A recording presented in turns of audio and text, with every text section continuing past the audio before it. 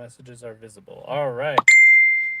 Getting hit up over here. How's it going, everybody? Welcome back. This is the first live chat of June. I hope you guys had a wonderful week. Sorry that this is a couple days late or a day late or whatever it is.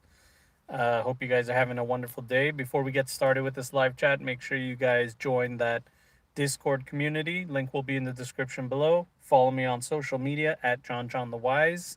I'm on all social media.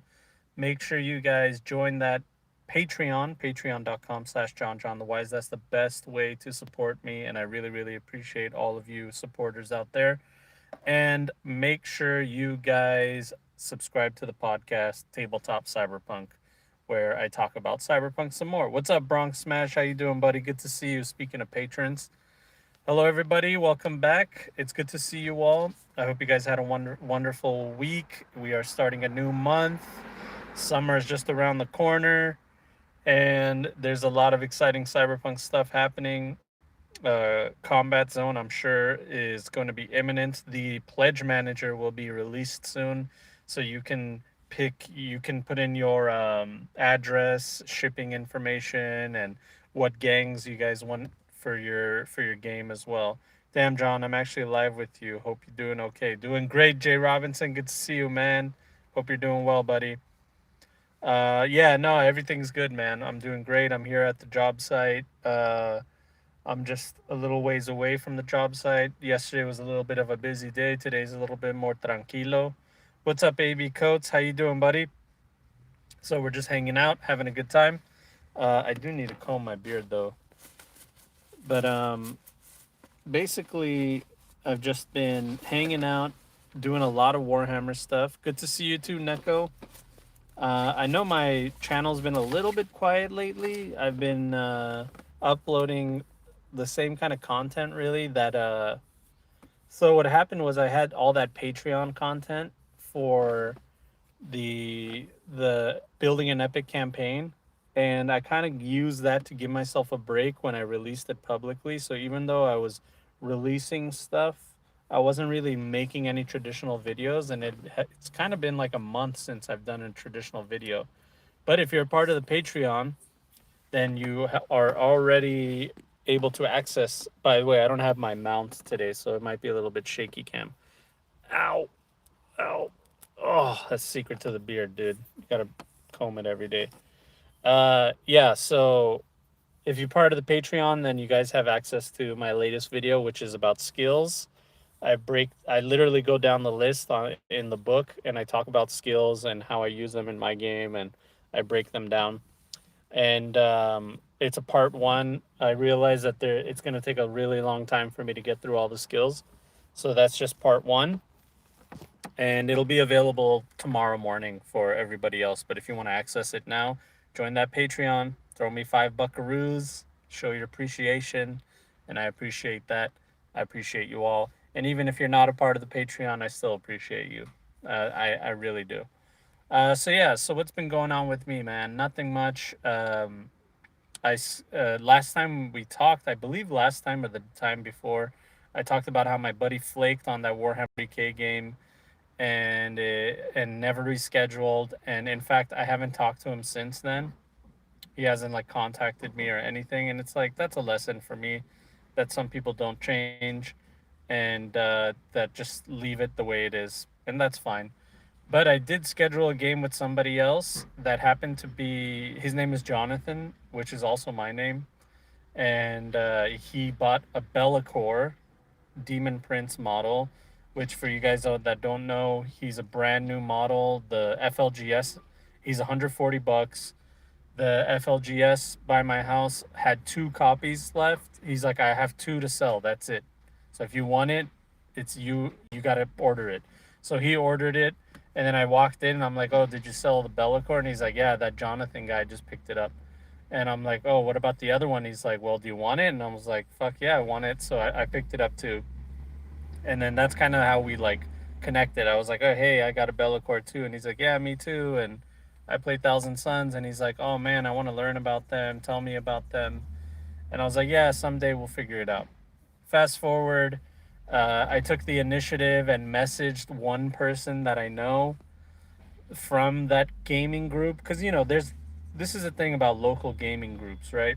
You want to get in with them, but it's not it's really anxiety inducing because you're like messaging them and you're like, hey, I want to be your friend, but you're not saying that, but you're like, hey, you want to hang out, want to do this. But that Jonathan guy was really cool. He's like, yeah, let's hang out, let's play.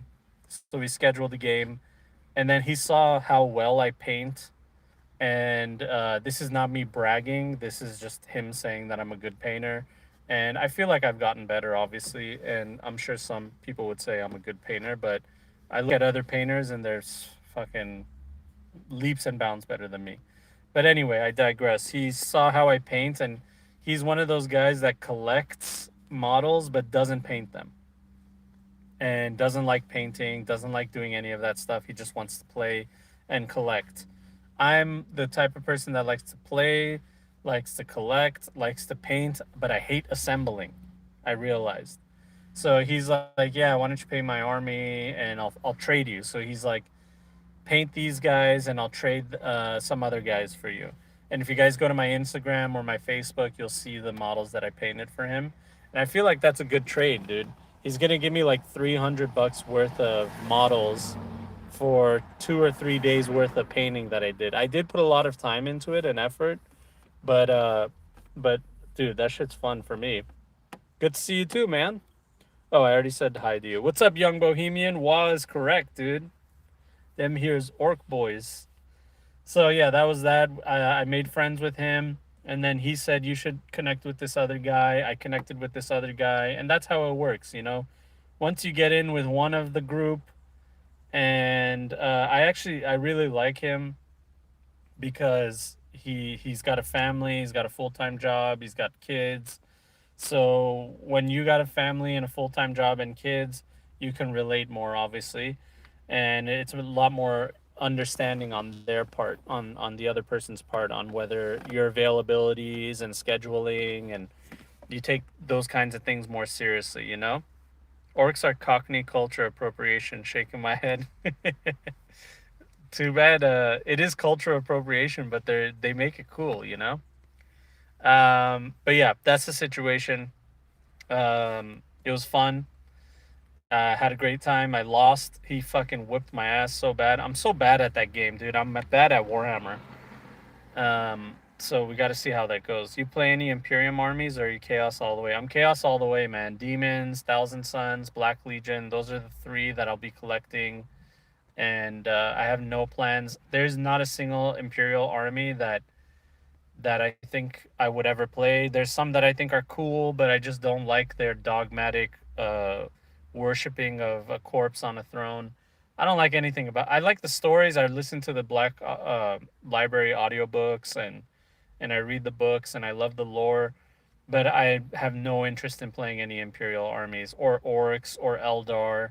If I were to play a non-chaos army, it would probably be Tyranids. I realized because I kind of like the Tyranids. They're cool. Maybe the Necrons. I don't know. I don't really like Necrons all that much either. So it just have to be the Tyranids. I feel like there's enough Chaos armies that I can get enough out of those. You know what I mean? Heresy, exactly. I love my impies, but I respect that a lot. Yeah, I can't do Imperial armies. I respect them too. They're cool. They get all the fancy new stuff. We all have to wait. My friend was Iron Warriors when I was a teen, and he used to stomp my Ultra Morons. Dude, Iron Warriors are cool. I really like them actually. Their story is great. They're like one of the only heresy armies that didn't fall to chaos.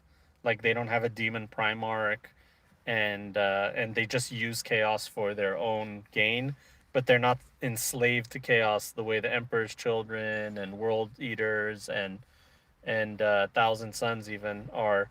But yeah, that's what I respect about them. But hey, enough about that. That's my 40K thing. I made an end, and at my age, making new friends is really difficult, and it's a jarring experience. But it looks like it's working out. And hey, you know what that means? That means that these are people that I could introduce to Combat Zone when it comes out. I'm going to be playing Combat Zone at that local gaming shop. So I gotta get familiar with it. I gotta get familiar with how it feels, how it looks, where I'm gonna put the microphones, where I'm gonna put the cameras, what days are the best days to record. And I know it's Warhammer 40K in a car. We're gonna move on from Warhammer now. Sorry guys, we're moving on. First 10 minutes were Warhammer. Now we're moving on. Yeah, so Combat Zone, I'm going to be recording there. So I need to connect with people. I need to find people to play with. There's people from the Patreon and from the community that have already hit me up that say they want to come and play too. So that's great too. We can have tournaments, we can have friendly games. The good thing is each game is like 30 minutes to an hour. That's what they told me from Monster Fight Club. So that's perfect. That's like sweet spot. Awesome. Like you could do 3 or 4 games max and call it a good day. And that means that 4 or 5 people can come and they can observe a game and wait their turn to play on the next one, and we could do like a 4-man tournament. You know what I mean? So I'm excited about it. I'm stoked about it. Yeah, yeah, yeah. It does. Yeah, it's tough to put yourself out there, but if there's something that I learned from our communities online is that everybody feels the same way. Everybody feels that same anxiety. I know I've talked about it 1,000 times, but that same social anxiety that we all feel, everybody feels. So once you have that in your head, you're like, oh, it's not so bad putting yourself out there because at one point they put themselves out there. Like there was a point in their life where they were like, "Oh, I love this game. Who am I going to play with?" And then they found somebody close by to play with. You know what I mean? And that's basically my situation too. Obviously, it was our first time meeting. We hit it off pretty good, and I felt an instant connection as far as this guy's a normal person, is an understanding person. I'm a normal person. There's no weird like red flags that popped up. The red flags like bad hygiene, or they say stuff like my favorite book is Mein Kampf, and you're like, oh Jesus Christ, what's going on over here? And then they say stuff like, oh, I'm not gonna get the vaccine. Those are all like crazy red flags. You're like, okay, here we go. We got one of these guys. But no, it was none of that stuff. It was just let's play. This is fun. Cracking jokes, and that was it. It was a good time, and that's the kind of friends you need. You got to surround yourself with positive people. You got to surround yourself with people that understand what's going on. So, excuse me. Yeah, so I'm glad I did it, and we're gonna see how that goes. Cyberpunk question from AB Coates: How? Sorry, it just moved. How would you handle a dungeon crawl in Cyberpunk Red? I've talked about this in the past, and I actually proposed that same question for myself. If you go to the Wise Guys, one of my Wise Guys games, I think it was called Hotel. Shit, I forgot the name of the hotel. But basically, I had the same idea, and I thought, okay, what can we do as like a dungeon crawl situation? And the answer I came up with as my experiment for the first time was, what if it was a hotel? And the way this hotel works is it's disguised as like a public place, and yeah, the public can stay there, but there's like 2 or 3 floors on the hotel that are reserved for corporations off the books. So the idea was Biotechnica, they do like their operations in this hotel. It's off the books. They buy the rooms separately off of accounts that, like, if you do the paper trail, you might eventually get to Biotechnica, but it's such a long paper trail that you can't really get to them directly, and you really have to be investigating it. So the idea is they clandestinely work at this hotel, and they have their operations working in this hotel, and the players basically just go to this hotel and they have to figure out what's going on. Who's part of Biotechnica? Who's just there for whatever reason? And then on top of that, there's also allies to Biotechnica that have rooms that just help them. Like one of them was a drug lab where they're cooking drugs. Another one was a server room where the netrunners were hanging out. So that's basically how I did it. It was like room to room. Every room had something going on. As they walked by, they would hear things happening on the other side of the door. The front desk computer had like a guest manifest. And if the netrunner hacked it, he could find a secret manifest that had more information about the guests. And that's it. It's just there's a mystery going on with this hotel, and finally on the like second floor in room 120 or 220, there's the big boss battle that happens at the end. So that's basically how I thought of doing a dungeon crawl.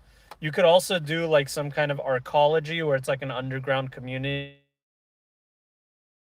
and you through it, and you can use a map maker like donjon.ph, I think it's called, or sh. It's usually used for Dungeons and Dragons. It procedurally generates a dungeon for you, but you can use that same technology to just make one. You can make a city, like a small, like underground city, with that map maker, and basically you just make like a little dungeon map maker. Hold for the truck. Rest in peace, headphone users. But yeah, that's my experiment. It worked out well and it was fun. So that's how I would do it. It's not just like you go to one room, have a fight, go to another room, have a fight. There has to be that in dungeon crawls in D&D, you traditionally go from like room to room. There's like a puzzle, a mystery, a trap, a bad guy, a monster that you need to kill, and then there's loot. And that's basically what you do until you get to the end of the dungeon. And hopefully, you found all the rubies that you can put into the statue. And it opens up a secret door, and you fight the big bad guy. But in Cyberpunk, you just have to do it a little bit differently with the same kind of idea. Like, key cards instead of the ruby thing that I was talking about. And it doesn't have to focus around combat specifically. It's mostly like social encounters, using technology, electronic security checks, stuff like that. So, pretending that you're part of the janitorial staff or something like that. So there's all kinds of ideas that you can do. You just got to keep it cyberpunk and maybe not focus too heavily on combat, because what happens when people start shooting in a building? Other people panic and they start running away. It's not like a dungeon where, you kill a monster and then the other monsters are waiting in the room for you to come in. This is like a living world. You hear gunshots in the hotel, people just start, they immediately evacuate. You know what I mean? So you got to think about that as well. Hope that answered your question. You have a good outlook, a good way of relating with others. Maybe you should be a counselor. I've somebody said that to me. My wife said, she's like, you should have been a therapist or something like that. I'm just I don't know, maybe. I'm down to counsel friends and part people in this community. If I can make an impact on people in our community, then I'm more happy to do that than to actually like make a profession out of it. Because if I can help our community be a positive one where we're all cool with meeting each other and talking to each other and hanging out, then that means more to me than anything else. And hopefully, I think I've done that for the most part. Um, but it's hard in a vacuum to know exactly what's going on. But as a community grows more and more, I feel like that positivity is growing as well. Hey, you want to join my Cyberpunk Third Edition group? Massive red flag. The hotel with what was his name, Big Ed or something. I'm a numbskull. I got my games mixed up. Sorry. The hotel in Austin. Yeah, that's right. It was an Austin one. What's up, Silence? I'm planning a gig where the PCs are hired to test the Neocorp's security. Ooh, that's fun. I like that. Oh man, I don't want to bring it back to Warhammer, but there's something called the blood games in Warhammer lore, where the custodies, which are the personal guard of the emperor, they have this thing where they test the defenses of the imperial palace, and each custodian is tasked with infiltrating and going to attack the emperor or whatever target they decide. And this way they can figure out where the holes are in their system, and they can always patch them, and they constantly do this. So that idea is a great idea. A corporation hiring a third party to check out the security of a corporation, and they just say like, come and infiltrate. We're not going to tell any of the security forces that you're infiltrating. You're going to be using rubber bullets or stun bullets or EMP grenades, or stuff like that. And that's how you can infiltrate their security. Or maybe they're just like assholes and they're like, we don't care if you kill our security forces. If they die, that means that they were weak and they're not conducive with what we need as far as security. That's actually some heartless shit. That's pretty cool corporation shit right there. But it doesn't seem practical in my opinion. So yeah, that's fun. The new Judge Dredd movie was pretty much that. Was it? I thought it was more like there was a gang that was taking over in arcology, and then these dudes come through. Oh, you mean as far as a dungeon crawl? Yeah, yeah, yeah. 100%. That's a great movie, man. Underrated movie. I want to do a dungeon crawl through an abandoned corridors in the hot zone. That's great too. A combat zone dungeon crawl is a really great idea too, because it can be anything.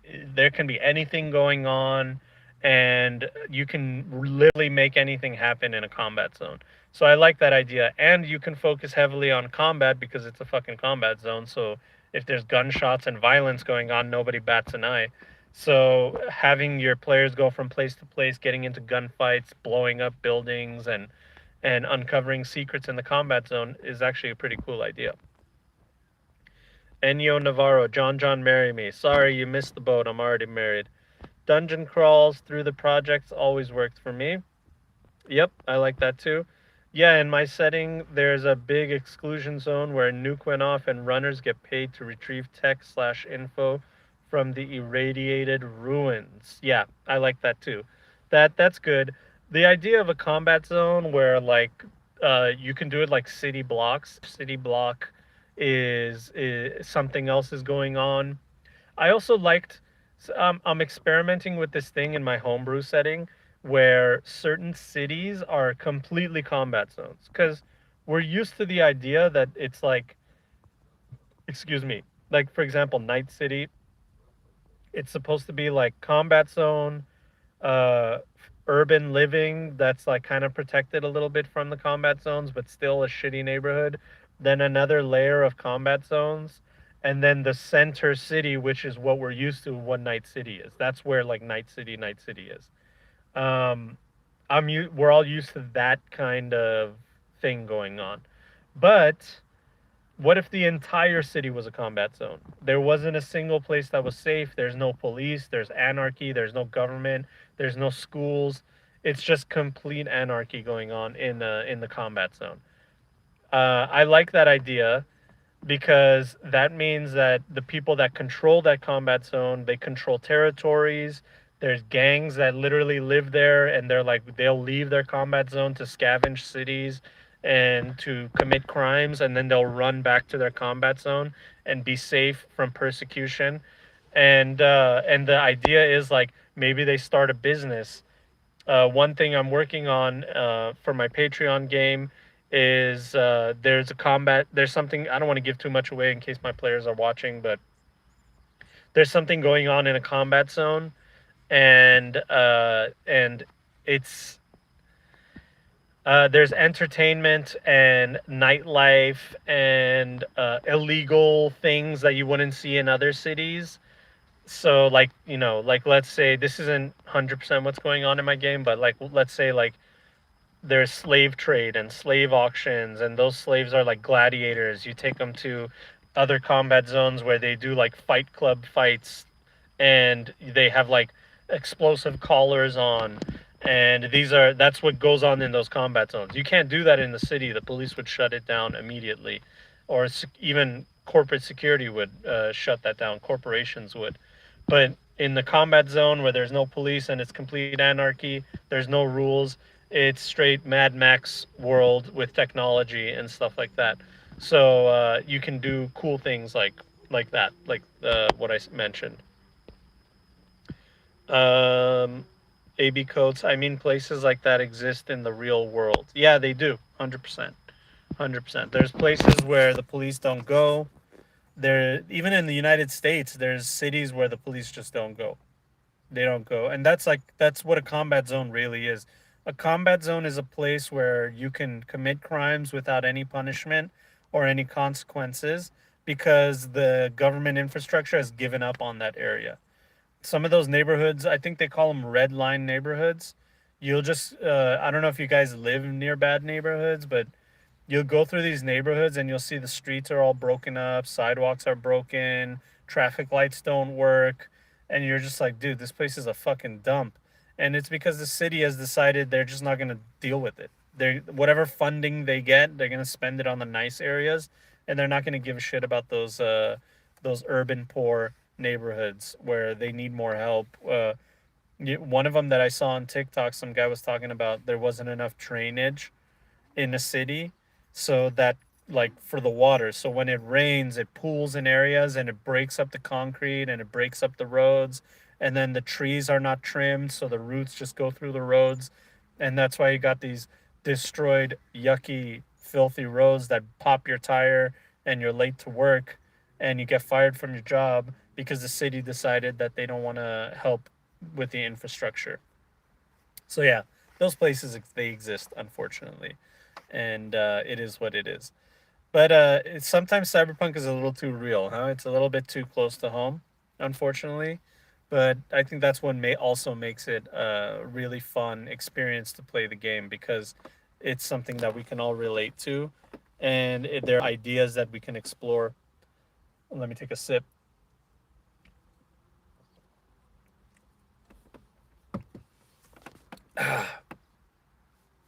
I remember when my cousin visited from Australia. She's like, I want to go to Compton because I live in LA. She's like, I want to go to Compton. I want to go to the Skid Row where the homeless people are. She thought it was like some kind of novelty thing. And I was like, dude, you don't just go there. You don't drive around there. You stick out like a sore thumb. People know you don't belong there. They hassle you. You become a target. That's not a good idea to go do that. And she was like, what, really? She had no idea. She thought like you could just drive through these bad neighborhoods and look at them like they were a zoo. And I'm like, dude, we don't go there. Nobody goes there. Yeah, I know, what a tourist. She's like, I want to go where they film Blood In Blood Out. She's just being a little naive tourist, as you say. But yeah, basically I had to like break it down to her that, dude, we don't go there. No one goes there. People aren't there because they're visiting. People are there because they have no choice. And if you go into their area and especially treat it like a zoo or some kind of tourist attraction, you're gonna get a really, really fast lesson in what mistakes that you've made. So yeah, I've been through those neighborhoods. They're really fucking scary, man. They're scary. Even though I'm kind of a scary looking guy, I mean, people don't bother me usually. I have a beard and I always have this shit face like this, and they see me and they're like, all right, I don't know what's going on with that guy, but I'm not going to fuck with him, which thank God, because I'm not much of a fighter, and I don't want to fight anyway. So when I go into those neighborhoods, I just put on my best intimidating look just so people don't fuck with me. But there's some people that will look at others and be like, "Oh, okay, this is a target. They're soft. Let's," and they'll start talking shit, and they prod at you and they go like, "Where are you lost?" They'll say stuff like that. "You lost? You looking for a place?" And then how you respond tells them whether you belong or not, and that's everything, and that's ideas that I take into my games as well. But obviously the players can handle themselves. They make characters that are used to that lifestyle and they can handle themselves. Now I'm going to run a gig where the PCs escort dumb tourists through the combat zone. Oh, that's a great idea. Shout out to good guy guardian gangs. Yeah, that's right, Strive. Those guardian gangs are actually a cool idea too. I really, really, really like that idea that there's these gangs that are like local militia that have decided, you know what, we're gonna take up arms and the police don't give a fuck about us. So we're gonna protect our neighborhoods. One of the most prominent guardian gangs or best examples in the cyberpunk lore was this guardian gang of homosexual men that were tired of being persecuted and discriminated against and bullied, and they decided to take up arms, start a gang, and protect themselves in their neighborhood. I forgot what they were called, man, but shit, I forgot what they were called. But that's one of the guardian gangs, and that's like a perfect idea for a guardian gang. Another is like an urban poor neighborhood that doesn't rely can't rely on the police, doesn't feel any safety, and they decided, you know what, we're going to take up arms. Maybe they lost a few family members to some stray bullets and gunfights on the streets, and they decided, you know what, next time maybe we should be the ones shooting, and maybe we should be the one who knocks, as they say in Breaking Bad. And they decided to take things matters into their own hands. Now, in the year 2020 of Cyberpunk 2020, those gangs would be called vigilantes, and the police wouldn't really like them all that much. They would probably let them operate as long as they didn't encroach on legal territories. But honestly, the cops probably didn't like it. You know what I mean? Just like cops today wouldn't like something like that. But now in Cyberpunk Red, after the next corporate war, another collapse happened. The police are spread thin. All the good cops are dead. All the bad cops are the only ones that are alive. Now the police are like, hey, if you can protect your own neighborhood and you can take care of yourself, then please do, because we are spread thin. We don't have enough resources. And frankly, most of us don't care whether you live or die anyway. So if you can protect yourselves, then that's less paperwork for us. And I really, really like that idea. That's what makes the lawman a lot more interesting in Cyberpunk Red. People are like, how is he going to call backup when he's in a place that he doesn't understand? Maybe you're in a combat zone, you call backup and you call a guardian gang instead of cops, or a local militia or a local security force. That changes everything. You know what I mean? I've yet to see somebody play a lawman though in that way. So that's a fun idea that I hope people can take with them one of these days. But yeah, we'll see how it goes. I am really excited about Combat Zone, man. Car time, Woot. What's up, Mr. Fogel? How you doing? Yeah, I'm really excited to start painting and get my armies together. I upped my um, pledge, so I should have a total of 6 gangs. I think 2 come with the game, and then there's 4 extras. So, Doge to the moon. Hey, babe, love you. Uh, yeah, so I think with those 6, I should have enough for anybody to play, which is great. I've seen a player play a gang boss lawman. Gang boss lawman. So he calls upon his gang as for backup. The thing is, if you're a gang boss, it would be assumed that you have like 5 bodyguards with you at all times. Most gang bosses don't ever travel alone. They have like a driver, they have their right hand man, and then they have like 4 goons that, they're treated like the president. And so for you to have to call backup doesn't really make sense. And making somebody a gang boss makes them kind of too powerful for most of the types of scenarios that I like to run. If they're like an up and coming gang guy, then that's something else.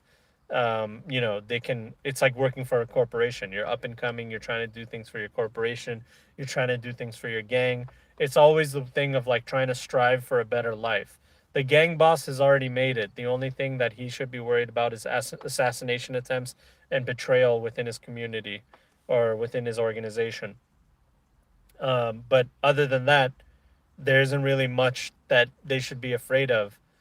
If they need anything done, it's a phone call away as a gang boss. But on the other side, players, if they need to get something done, they got to call a fixer. The fixer's got to find something. Dude, Chick-fil-A delivers?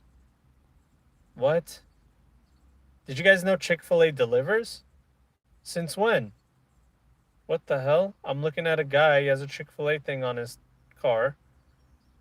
Since when does Chick-fil-A deliver? That's insane. How was an up he was an up and comer who sold out to a corp and became an NPC. Ah, gotcha. What's up, Jimmy? I love you, man. They cater. Oh, yeah, let me see what this guy's got. Oh, yeah,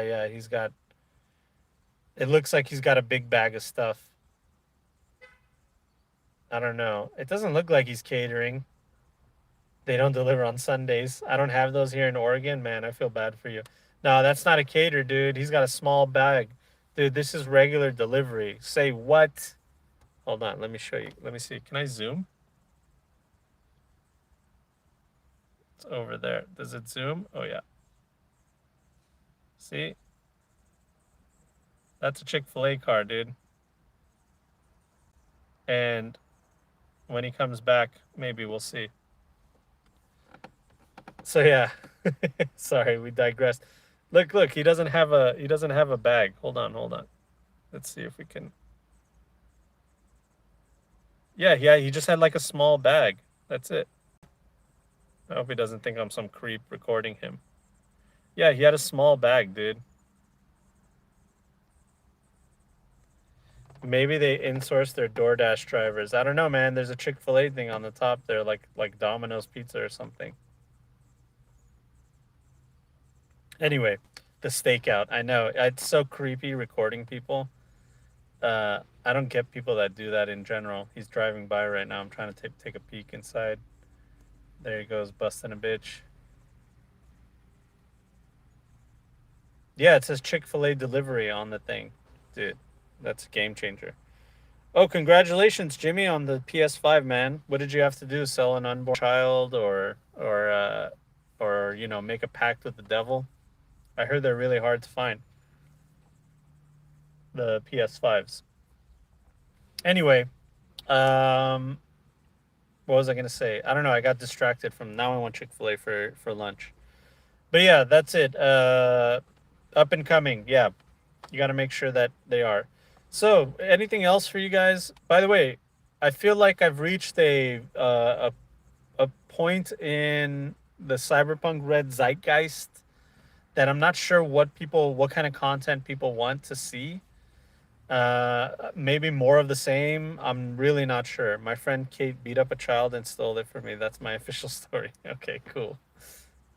Um, yeah, what kind of content are you guys looking out for? I know you guys like my traditional videos, but I've been trying to figure out what kind of topics people want to talk about. I guess I could, you know, I feel like I'm rehashing the same things. That's why I started this series on the skills, because I feel like that's something people haven't talked about. I'd like to see more homebrew content, setting descriptions, your opinions on game mastering, etc. Yeah, the game mastering thing, I'm always open to talk about that stuff. Maybe a full game with some people. Yeah, some actual plays. I'm looking for wise guys content. Yeah, I don't know what's going on with the wise guys, Jimmy. I don't know. I think we're gonna have to do some shuffling and change things around because I kind of got. I mean, we should talk about it personally. But anyway, hard to keep it fresh when there haven't been supplemental books. Yeah, but it's been out for not that long. I feel like we're so spoiled. It came out earlier this year, right? So it's been like 6 months, and we're already like, okay, what's next? Which I think something is around the corner imminently.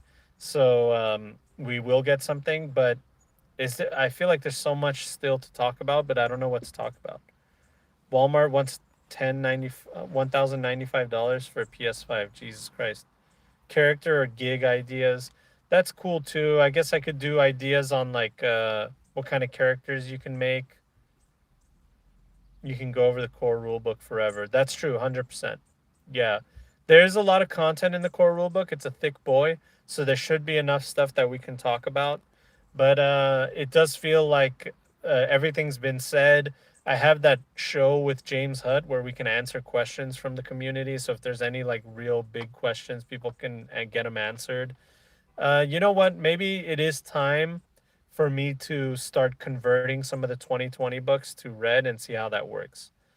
Um, but yeah, as far as the wise guys go and doing actual plays, I kind of got burned out from it because of something that happened in our group. And when something like sours your taste in something, you kind of like it kind of ruins it for you and ruins the fun for you. So I'm trying to get my mojo back. What do you call it? I'm trying to get my groove back with that whole thing. Hopefully I can get it resolved and make something fun. I would also want to do something different and new and up the production quality, make it a better product, and I'm still trying to figure that out. But on top of that, I'm doing like this whole new idea of doing like battle reports for Combat Zone, which I don't even know. Am I going to do it live? Am I going to do it pre-recorded? I still don't know exactly how I'm going to record it, how I'm going to edit it, and that's a whole big endeavor in itself as well. So yeah, I'm juggling a lot of things right now in my mind, and on top of that, I got family and real life stuff in the way too. So yeah, everything will happen. It'll just happen when it does at its own pace. And Jimmy, you always have a spot at my table. So no matter what happens, you're always going to be involved. It's some of the other people that I'm not sure about. Carlos Cabrera, man, your videos help me a lot, bruh. If you can do a review about challenge for Netrunner or how to equip items, trading, or things like that. Challenge for Netrunner. Well, thank you, first of all. Thank you so much. And I'm so glad that my videos have been helpful, man. That's exactly what I've been going for with all my videos, is trying to be helpful. Um, as far as equipping items or trading, I'm not sure where the nuance is. It's pretty self-explanatory. You want to trade. Do you mean like selling items? The official word from Artel Sorian and the core rulebook and the way the book is designed is, if you want to sell anything, the best way to do it is through a fixer, and the fixer will buy and sell it according to the trade economy, which means that all prices are fixed. And that means if you have $100 assault rifle and you go to sell it, you'll get $100 for it. Now, I personally don't like running it that way. I like what, what we're used to, which is a profit margin kind of thing, where you want to sell something, you got to sell it at a lower price, at a wholesale price, so somebody can make money off of it. And it doesn't have to be through a fixer. As long as somebody wants to buy something that you have, you can just sell it to them, right? That's how I like to do things. So there's that. Net runners are really fun. I would recommend you check out. I have two different net running videos, maybe even three. I think two at least minimum on my channel. Those are really good ways to figure out how to play a net runner and how it works out. Excuse me. Digital pitfalls for Netrunner. Low Pathfinder roll and they have to choose a door. Yeah, the not knowing what's next or what's ahead, that's a big deal. Not knowing what's on the next floor, if you want to risk it for the biscuit, and all that information is really important.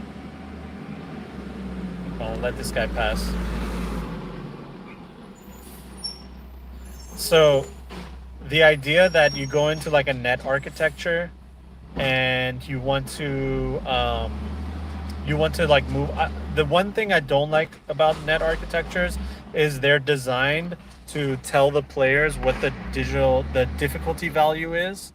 So it's like, oh, this is a DV15 Pathfinder, or DV10 backdoor, and then the next one is a DV13 control. I don't like telling my players what the DVs are on those things. I just tell them, you're in the next floor and you got to take care of it. And that way they have to think to themselves, can I even pass this? Is this going to be difficult? What do I even know if I can pass this thing? Should I just get out while I can? And they have to make those decisions on the fly. It makes it a lot more exciting when they venture into the unknown and the consequences are unknown. And I like to keep that edge of your seat kind of unknown thing going on the entire time a net run is going on, because that's what ends up happening, is the rest of the players are invested as well, because they're just they know just as much as the net runner. They're like, I don't know what's going on, you don't know what's going on, and they're hoping that the net runner passes all their rolls. If you sell to a fixer, he's going to buy it for less because of his roll skill.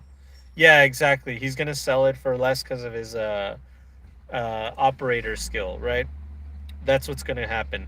But and that makes complete sense, and there's all that going on. Telling them DVs gives them more info so they can take a meat action instead if the DV is high and their party's in a tough spot in meat space.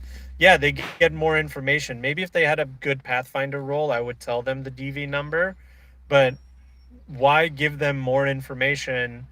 If you give them less information, then they have to weigh the risk and reward and take chances, because then they're like, okay, should I take the meat space action or should I risk it and try to pass this thing not knowing what the difficulty value is?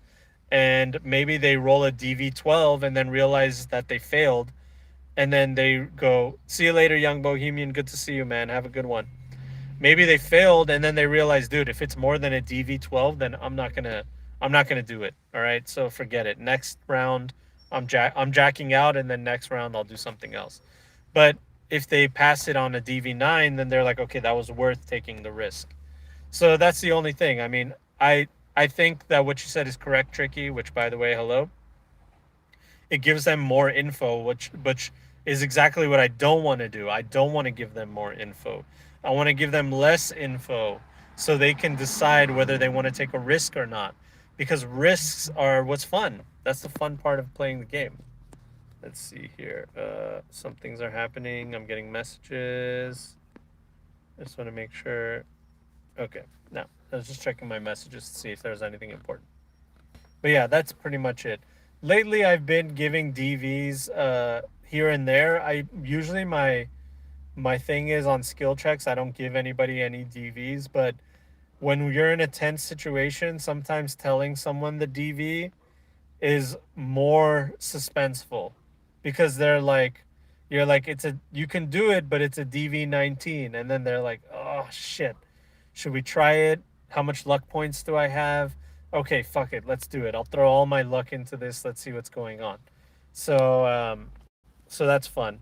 Yeah, and Jimmy, you did that. That's how you play with Sam, and you've been rewarded by being more known as a, especially as a rocker boy. They're like, this guy's the real deal. Not only is he a great rocker boy and a great musician and makes sick music and has an awesome message, but he's also got balls of steel and personally gave it to Biotechnica with no fear and all that kind of stuff. So those are the rewards that you get for risking it. And I like that idea. All right, guys. Anything else? Any other questions about Cyberpunk? Anything you guys want to talk about? Please feel free to ask. I can talk about Cyberpunk for hours, but we should only probably do 1 hour as I've got to get back to work. Oh, yeah. More like Lyotechnic. Going to Target. Do you need anything? I don't know, man. I can't think of anything that I need. You got me soap. Um, oh, we need sodas. Thanks, Tricky. I'm glad that we have wholesome content here. Oh, for the trip. Dude, I haven't put a single thought to that. I don't know, man. Snacks for the road. All I can think of is like snacks and drinks and what else? What else would we take with us to the trip? We're going on a family trip this weekend. Uh, what's good stuff to take with you on the trip, guys? Typical KK, I'll figure it out. Geez, sorry. Sorry. Apparently you don't know either because you're relying on me for information. We're going on a small family trip, not that far, like less than 5 hour drive up northern Cal to northern Cali where I have family there. We're gonna they my cousins there have kids and this is gonna be their first time like their kids and my kid meet up and all that. So it's just like family stuff. Can I get some glamour shots of John? Water, Gatorade, granola, and stuff. Ugh, lame. Gatorade's just like sugar water, dude. That's all it is. Gatorade's gross. I'd rather drink Pedialyte than Gatorade, and only if I need it. Um, yeah, it's like a family trip, just hanging out, family stuff, having a good time, getting away from everything. We're going on Friday. Friday, coming back Sunday, I think. So we'll see how that goes. I got a dog sitter, and it's my first time using this app called Rover. Hell yeah, vacay. That's right, Brutalk. Hey man, Brutalk. Let's all clap for Brutalk. I'm clapping right now. Clapping for Brutalk and his YouTube scenario. His video was taken down because of a dumb DMCA, false DMCA strike, which is just ridiculous. I've always said that my channel is fairly immune from anything happening in YouTube. I guess for now, because it's nothing controversial. I use all my own music, and it's just like hobby gaming stuff. They love that kind of stuff. But if you try to do anything else, any other piece of substance, any kind of commentary on video games or anything like that, you just get fucking pummeled from YouTube, man. I hate it. I hate that. It's especially the kind of cool content that Brutalk makes. I hate that they give him that kind of treatment. Elemental Wolf, hi there. I'm new and want to ask, how do you balance between combat and pure roleplay, or do you keep getting people on into fights and just let them do a little role? Yeah, so I like uh my perfect session is half role play, half combat, or or if the role or it'll be all role play, and the role play will be really really good and intense, and a lot of dice rolling, a lot of clever ideas and stuff like that. But I like combat because it adds a great element to the game. It adds riskiness, it adds risk and reward, and it's just fun. It's fun to do the combat too. But sometimes the combat, just doing it for the sake of doing it is not enough, in my opinion. You need to have good ideas. Why did this combat begin? Your players getting jumped by bandits. You can only do that like oh so many times until players are like, oh, another group of bandits. There has to be a little bit more substance to it. It's not just them being robbed, it's also them being punked in a neighborhood, or somebody from their life path in their past coming and attacking them, like finding them and fighting them. That's actually a lot of fun too. Going to their life path, looking at their enemies, and going like, okay, I'm gonna make sure to save this group, and one day they're gonna jump the players without them knowing because they've been hunting down that player in the life path this whole time. So I like to do, let's say, the thing about combat is it takes quite a while. So usually it's like at least an hour or an hour and a half. So you want to do like an hour and a half of role play, and an hour and a half of combat. And you want to do that every session because it makes it more fun. It's okay if you don't have combat some sessions, but if you don't have it in one session, the next one you definitely need to have combat. You can't just have two sessions with no combat, in my opinion. It takes away a lot of the fun of the game. So that's my advice to you. How to keep it interesting is the role play elements. Make sure you use like real life situations and movies and those kinds of social interactions.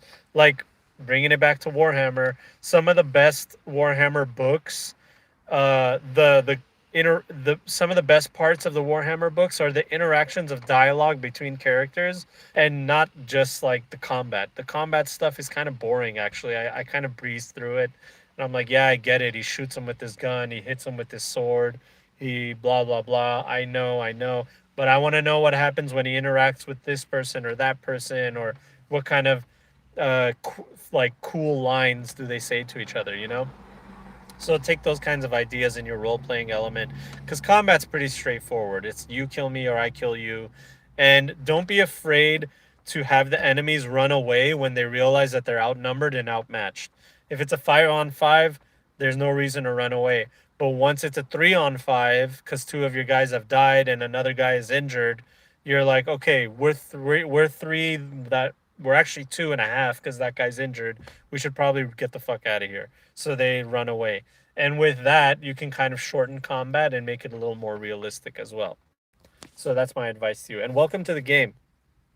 Any homebrew idea for healing that's not requires days of resting, because that slows a lot of my games.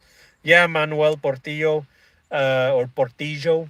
The best way to do it is what they added in Cyberpunk Red, because 2020 didn't have this, is speed heal, which is a medtech drug that can be administered by a medtech, and it heals your body plus will stat to heal you, and you can only do that once per day.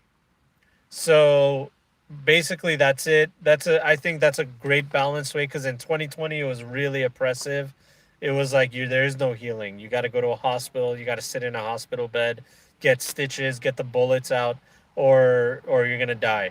And that's realistic. I like that it's realistic, but as far as like game value, it kind of sucks. So them adding that helped a lot, but I also don't want that to be abused. I like that it's only once per day because that teaches your players that they can't just get into any gunfight that they want to. They can't just go around shooting people, getting into gunfights, because even if they win, they're going to lose their next gunfight because they're injured. So they got to be careful. They got to be a little bit more cunning and smart when they think about things that they have to do. Instead of, breaking a lock with a hammer, pick the lock or find somebody that has the key and they can open the lock for you. It doesn't always have to be a hammer to break a lock. There can be different ways, and that I'm just using that as an analogy for it doesn't always have to be combat. It's what you do before the combat and after the combat that can be more game changing than just shooting your gun at people. So even though so you might be playing a campaign where your players are just getting into gunfights left and right and they're like, "Dude, how do we heal?" I'm all shot up and it's like, "You don't, dude. You got into gunfights." What do you expect? Do you expect some kind of magic serum to heal you? Well, there is one, and it can only be applied once per day. Okay, that's the only bone Artel Sorin is throwing at us now, which I think is great. It's balanced. It makes it more gamey a little bit, but it works out to make it a little bit more interesting, and it avoids like the whole you got to rest for days and days before we can continue this campaign. So I like that idea.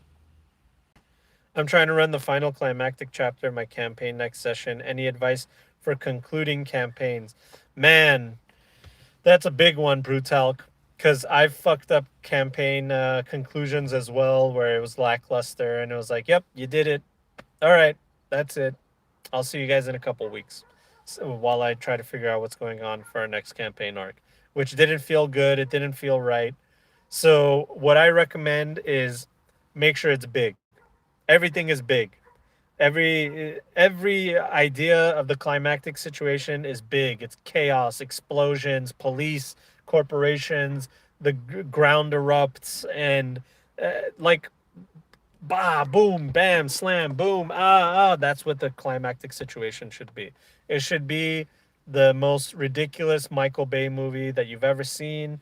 It should be time crunch.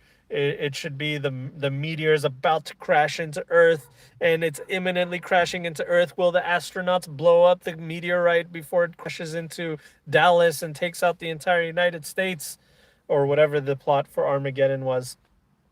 That's what a climactic conclusion should be. It should be everything comes down to this.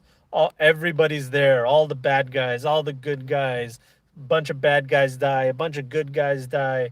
There, all that stuff should be happening at the end. Because if it doesn't, then it just feels like any other session. But when stuff like that happens, then it feels like, damn, this is what we worked for. This is where it came to. This is the perfect ending to this awesome story because it's exactly what we needed. And I like that idea. So that's my advice. Dude, our first characters, we had a pure RP session and it was awesome. Yeah, there's pure RP sessions are not that bad. It's not really as bad as I'm making it out to be. You just have to try to figure out a way to make sure that combat is involved in some way. Sometimes you'll have a combat encounter and your players will role play through it instead of firing their gun. And it's like, dude, we were supposed to have combat, but you guys handled it without firing your gun. So good on you. I'll have to figure something out for next session. And that's completely okay too. You don't have to force a combat situation. It's okay to have a combat situation and have your players figure it out without having to go through combat as well. That's actually really fun as well. Or subtle ways to infuse a sense of finality into what's happening. Yeah, the sense of there has to be a conclusion. It has to finish. It has to be this is what we came here for. This is how it's supposed to end. And there's a time crunch and bad things are going to happen imminently. And we need to get this going. Chaos, explosions, police, runaway, charge, all those things.